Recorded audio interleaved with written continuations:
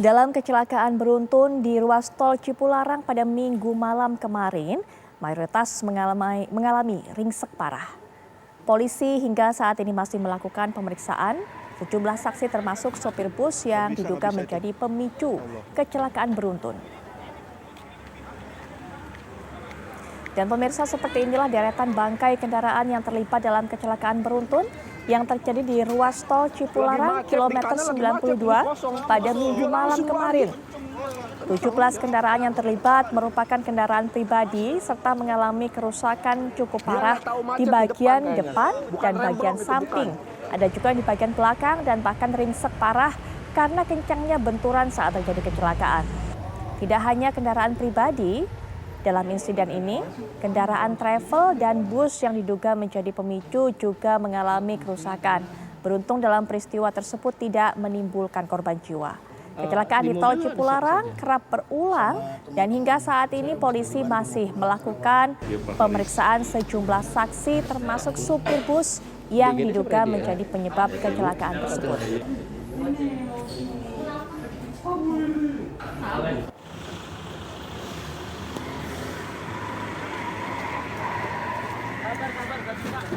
Nggak bisa itu.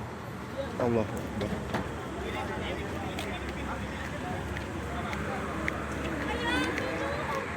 Kronologi sampai saat ini masih kita lakukan penyelidikan terlebih dahulu. Kita akan mencari tahu, nanti akan dikembangkan kembali oleh Polres Purwakarta, khususnya di unit Laka. Untuk jumlah kendaraan sampai saat ini yang terdata 17 kendaraan. Apa aja Pak dan yang terlibat? Yang terlibat untuk kendaraan minibusnya ada beberapa tadi yang sedang kita data sampai saat ini. Untuk secara fixnya nanti akan kita data lebih lanjut. Namun ada satu kendaraan bus yang diduga ya. Jadi diduga sampai saat ini masih kita telusuri dulu apakah ada gangguan atau trouble. Nanti kita cek kembali nanti pada saat di penyelidikan.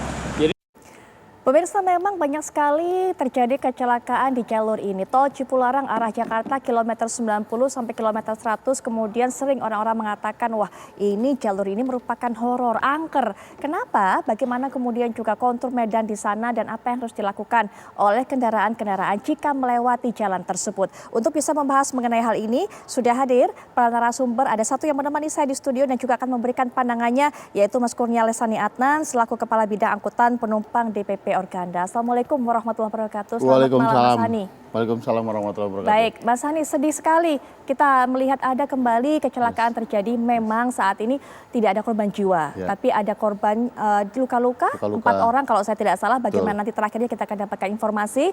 Kemudian juga nanti kita akan selidiki lebih lanjut dari informasi dari pihak kepolisian apa penyebabnya. Nah, ini juga nanti akan menjadi narasumber yang akan memberikan keterangan kepada kita, Kepala Induk PJR Tol Cipularang AKP Denny Catur. Selamat malam Pak Denny, sepertinya kami masih akan coba untuk terus menghubungi Pak Denny selaku Kepala Induk PJR Tol Cipularang yang nanti juga akan memberikan informasi terbaru, update perkembangan terkini dari penyelidikan sementara apa yang menjadi penyebab kecelakaan. Nah Mas Hani, mendapatkan informasi mengenai hal ini, kalau kita masih menunggu nanti mungkin Pak Denny akan terhubung dengan kita di segmen berikutnya, tapi adakah Mas Hani memiliki informasi dari hasil investigasi terbaru? Ya, jadi kalau melihat kita bicara sebuah perusahaannya dulu ya Putri. Jadi kalau kita lihat manajemennya, Laju Prima yang saya tahu cukup concern terhadap maintenance dan yang menyangkut operasional, kelayakan dan segala macam. Jadi perusahaan tersebut menurut saya cukup memiliki standar yang bagus. Dari mulai maintenance kendaraan sampai ke manajerialnya. Nah, kejadian kemarin di TKP, kita sama-sama tahu, kita pasti pernah melewati jalur itu. Jadi kan memang itu kan jalurnya menurun terus agak menanjak turun lagi. Jadi saya melihat dari titik kejadian dan dari semua cerita, juga saya coba ngobrol sama ada beberapa yang ada di TKP. Ini lebih ke penguasaan kendaraannya si pengemudi, entah dia mengantuk, entah dia mungkin kelebihan kecepatan. Sehingga kendaraan ini tidak bisa dikendalikan. Baik, mungkin sambil nanti Mas Sani juga berikan analisanya. Sambil tadi kita juga tayangkan kepada Anda kronologi kejadian. Kami sudah buatkan grafisnya, kira-kira gambarannya seperti itu. Kembali, ini dia, ini yang terjadi Mas Sani. Ya. Menurut gambaran dari keterangan yang diberikan selama ini oleh pihak kepolisian dan juga para saksi-saksi. Ini bus kemudian melaju kencang, tadi sudah dikatakan, dijelaskan oleh Mas Sani, bus laju prima. Nah itu kemudian kabarnya memang kalau tadi Mas Sani sudah menjelaskan sepertinya pengemudi juga tidak bisa mengendalikan kendaraannya. Terakhir juga alasan ini juga sempat disampaikan polisi, kemudian terakhir juga ada isu mengenai remblong. Nah nanti kita mungkin juga akan dengarkan kembali bagaimana keterangan pihak kepolisian, tapi ini setidaknya terjadi Anda bisa dapat gambaran bahkan sampai 17 kendaraan yang terlibat dalam kecelakaan beruntun ini, walaupun ada, kalau saya tidak salah, 3 kendaraan merasa tidak apa-apa kemudian melanjutkan perjalanan kembali. Ya, ada 4 korban luka hingga saat ini, termasuk adalah salah satunya adalah supir dari bus ini. Mungkin bisa dilanjutkan Mas, dengan medan seperti itu, menurun, naik, kemudian menurun lagi Mas Sani. Ya, jadi ini kan kembali lagi kalau kita lihat dari gaya fisika ya. Kendaraan dengan bobot, dengan panjang dan bobot itu diturunan kecepatannya, momen yang terjadi. Menurut saya ini pasti kendaraan ini kecepatannya kencang. Baik. Turun, karena turunan itu kalau kita biasa di mengemudi itu namanya ngelong ya. Turun untuk persiapan untuk naik lagi. Dia terlalu yakin dengan situasi jalan yang mungkin lost. Dia kurang perhitungkan kalau di depan itu mungkin ada kepadatan atau kemacetan atau kendaraan yang pelan. Nah ini yang kemungkinan terjadi titik benturan. Nah jadi kalau kita lihat kira-kira ya yang dibikin TV One itu kan kurang lebih memang seperti itu. Dari kiri dia buang ke kanan karena dia mungkin takut di kiri ada jurang atau apa, dia buang ke kanan untuk mengurangi kecepatan tadi. Jadi dia tabrakkan sehingga kendaraan supaya berhenti. Nah jadi kalau melihat dari video yang beredar, saya juga kebetulan langsung dapat kemarin, saya lihat itu sama sekali tidak ada upaya pengereman. Jadi mobilnya memang berbentur mengandalkan mobil yang ada di depan ini untuk dia mengurangi kecepatan. Nah, kembali lagi, ini saya cukup meyakini si pengemudi kaget pada saat di depan itu ada kepadatan. Karena kan kalau tidak salah kendaraan di depan agak mengurangi kecepatan, sehingga ada sedikit antrian ya. Betul. Itu yang dia hajar. Nah, ini kebiasaan mungkin dia terlalu pede, terlalu yakin kalau kondisi jalan pasti kosong dan dia tetap bisa dengan kecepatan yang cukup tinggi. Nah ini makanya karena ada kendaraan yang agak pelan terjadilah benturan. Menurut analisa saya seperti itu. Jadi kalau saya rangkai dari kemarin ini informasi yang saya dapat.